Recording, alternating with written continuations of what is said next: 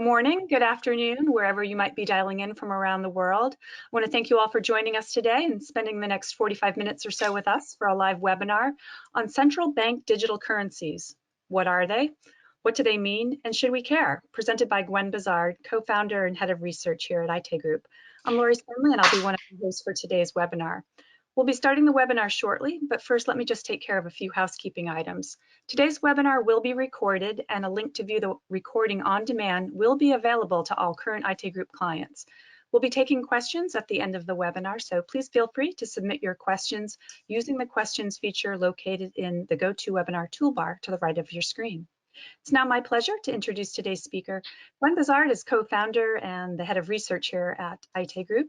Gwen oversees the firm's analyst teams across the banking and payments, securities and investments, insurance, fraud and AML, cybersecurity, and research, design, and data offerings.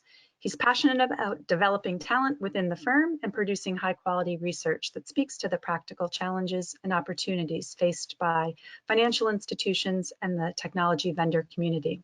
So without further ado, I'll turn the mic over now to Gwen. Thank you again for joining us, and we hope you enjoy today's webinar. Thank you, Lori, and good day and to everyone. Thanks for joining us to this session on CBDCs. What are they? What do they mean? And should we care? I'm going to strive to address the following questions today. What are CBDCs? Why have CBDCs become such a big topic lately? Where are CBDCs being rolled out? How would CBDCs fit in the current world of banking and payment methods in North America and Europe and beyond? And should banks and payment providers be concerned by CBDCs? Let's start with a definition of CBDCs. Here's how we define CBDCs.